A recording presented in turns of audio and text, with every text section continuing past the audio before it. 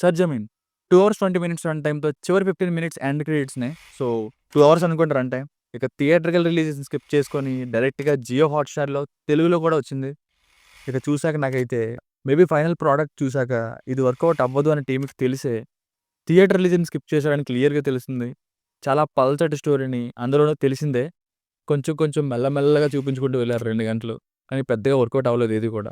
Father son emotion ఉంటుంది. Mother son emotion ఉంటుంది. పాట్రియోటిజం ఇవన్నీ ఉంటాయి. కానీ అస్సలు ఎమోషనల్‌గానే ఎక్కడ ఉండదు.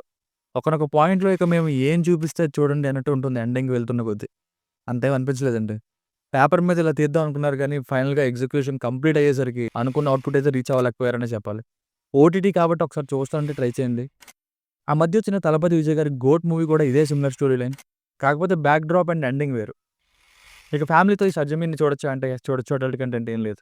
బేసిక్ స్టోరీ లైన్ ఏంటంటే ఇండియన్ ఆర్మీలో ఉన్న కొలోనల్ విజయ్ అలియాస్ 'పృథ్వీరాజ్ సుకుమారన్' గారు ఒక తీవ్రవాదిని పట్టుకున్న తర్వాత అతని కొడుకుని కిడ్నాప్ చేస్తారు బదులుగా.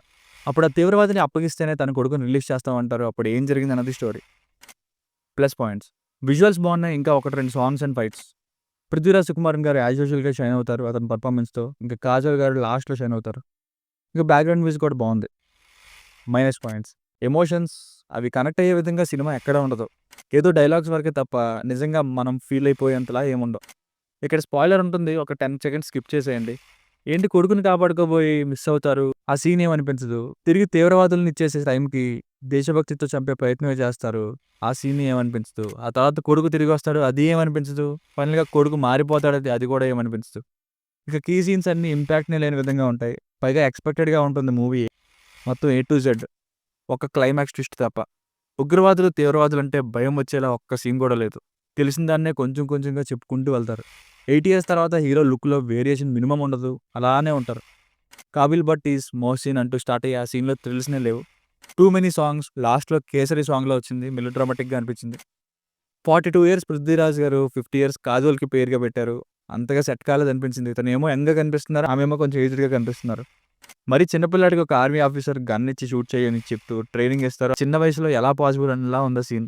సో ఫైనల్‌గా మూవీకి వర్డిక్ట్ ఏంటంటే స్టోరీ ఏమో ప్రిడిక్టబుల్ గానే ఉంది. ఎండింగ్ ఒక్కటి డిఫరెంట్‌గా ట్రై చేసినప్పటికీ ఇంపాక్ట్‌నే లేదు. ఓవరాల్ మూవీలో కీ సీన్స్‌లో ఇంపాక్ట్ లేదు. వీటి వల్ల ఇంకా చూడాలి అనే ఇంట్రెస్ట్ అయితే ఎక్కడా కలగలేదు నాకు. మధ్య మధ్యలో కొంచెం థ్రిల్లింగ్‌గా అనిపిస్తున్నా సరే వెంటనే పోతుండేది. హైలైటెడ్ సీన్స్ కూడా ఏం లేవు. రిచ్ విజువల్స్ అయితే బాగున్నాయి. సో 'పృథ్వీరాజ్ సుకుమారన్' గారి సినిమా కాబట్టి అందులోను ఓటీటీనే కాబట్టి చూస్తామంటే ఎక్స్‌పెక్టేషన్స్ తగ్గించుకొని చూడండి. Good potential but impactless narration. దీనికి రేటింగ్ వచ్చేసి ఇది నా ఒపీనియన్ 2.5/5. మీకేమైనా వర్క్ నచ్చినట్లయితే మరిన్ని రివ్యూస్ కోసం మన ఛానెల్‌ని సబ్స్క్రైబ్ చేసుకోండి. Thank you.